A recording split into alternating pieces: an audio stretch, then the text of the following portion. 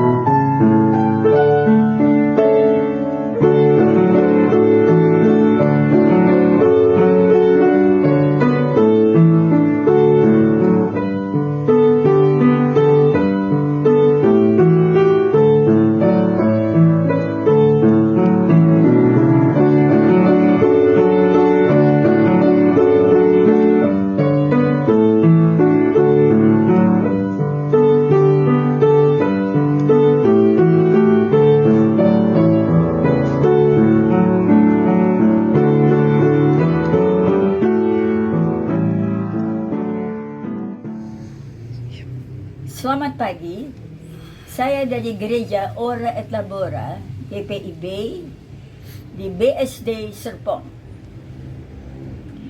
Untuk kami menjadi satu penghargaan, akan turut serta dalam merencana program. Mari kita membaca Alkitab bersama. Dan untuk itu pada hari ini, kami akan membacakan Alkitab dari 1 Tawarikh 28 ayat 11 sampai dengan 19. Sebelumnya kita akan membaca, kami akan berdoa dulu. Ya Bapa kami di dalam sorga, kami haturkan terima kasih ya Bapa atas hari ini yang indah, di mana kami dari PKLU akan mengadakan acara membaca Alkitab bersama dan juga berdoa bersama. Kuasai hati dan jiwa kami ya Tuhan, agar apa yang kami akan membaca, kami sanggup mengerti dan menghayatinya. Berkatilah kami semua, khusus pimpinan Dewan Pengurus PKLU, yang telah menyelenggarakan program acara kita membaca Alkitab bersama, sehingga acara ini akan berjalan dengan sukacita dan berhasil. Dalam nama Tuhan Yesus Kristus, kami telah berdoa dan mengucap syukur. Mari kita akan membaca. Lalu Daud menyerahkan kepada Salomo, anaknya, rencana bangunan dari balai bait suci dan ruangan-ruangannya dari pendaharaannya, kamar-kamar atas dan kamar-kamar dalamnya, serta dari ruangan untuk tutup pendamaian.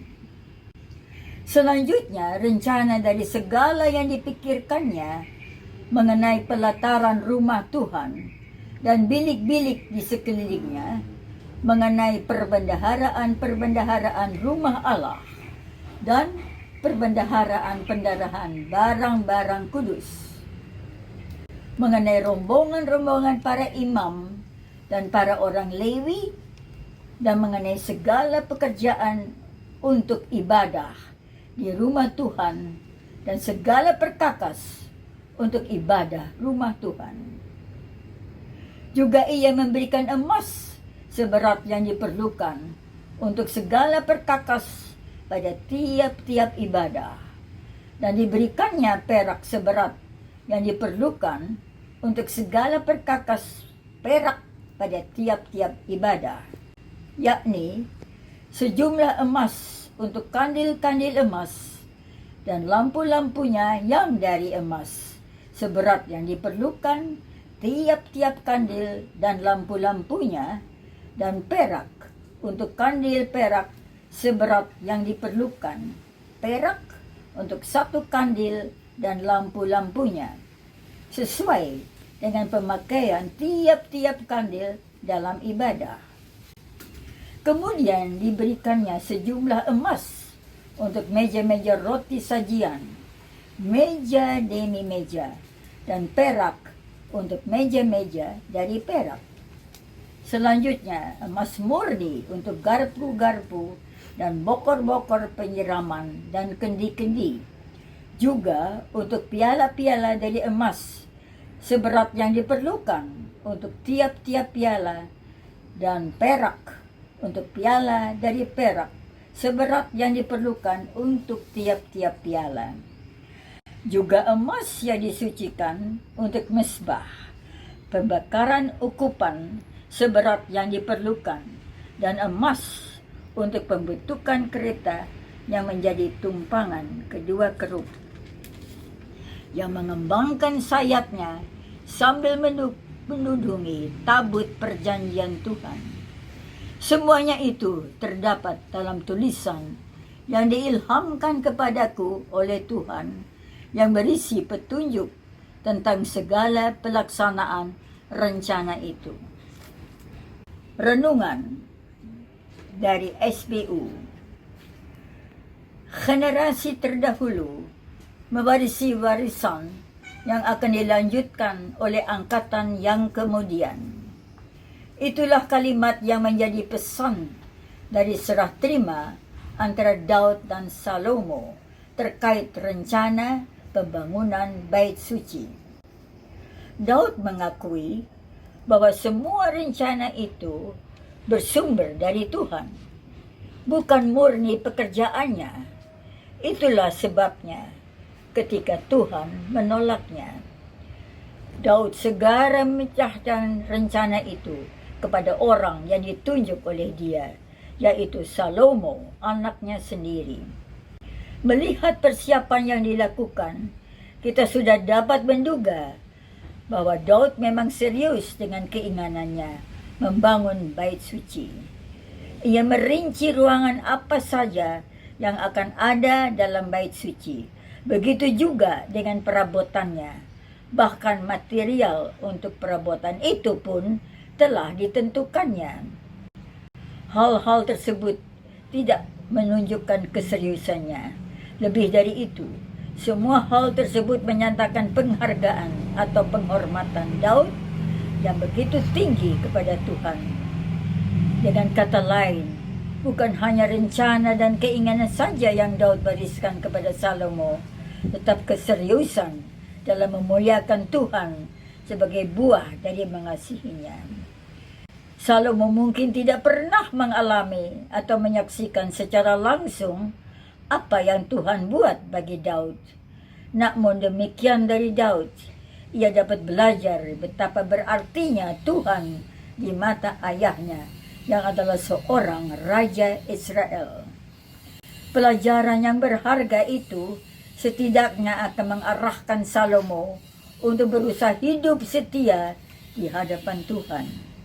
Hal itu jauh lebih penting daripada kekayaan dan takhta yang diterima dari Daud. Pesan ini berlaku bagi kita semua. Kita ingat apa yang terjadi sepanjang tahun ini. Kalau bukan karena Tuhan, kita tidak mungkin berada di penghujung tahun ini. Oleh sebab itu, tetaplah jadikan Dia yang utama dalam hidup ini. Dialah gunung batu perlindungan kita. Mari kita berdoa. Terima kasih Tuhan, karena kami telah menerima pesan-Mu melalui bacaan bersama dari Alkitab. Puji Tuhan. Hari inilah adalah hari terakhir dari tahun 2020. Tuhan, mohon ampunilah atas semua salah dan keikhlafan yang kami telah lakukan pada tahun 2020. Berkatilah kami semua untuk senantiasa menjalani kehidupan kami di tahun 2021 bersama dengan Engkau. Jadikanlah kami selalu berkat untuk sesama kami, dan juga saksi-saksi akan kasih dan kuasa-Mu terhadap umat-Mu sekalian. Terima kasih Tuhan atas semua kebaikan-Mu dan berkat-berkat berlimpah yang senantiasa Engkau berikan kepada kami. Engkau sempurnakanlah doa kami yang kami panjatkan kepadamu, ya Tuhan Yesus Kristus. Amin.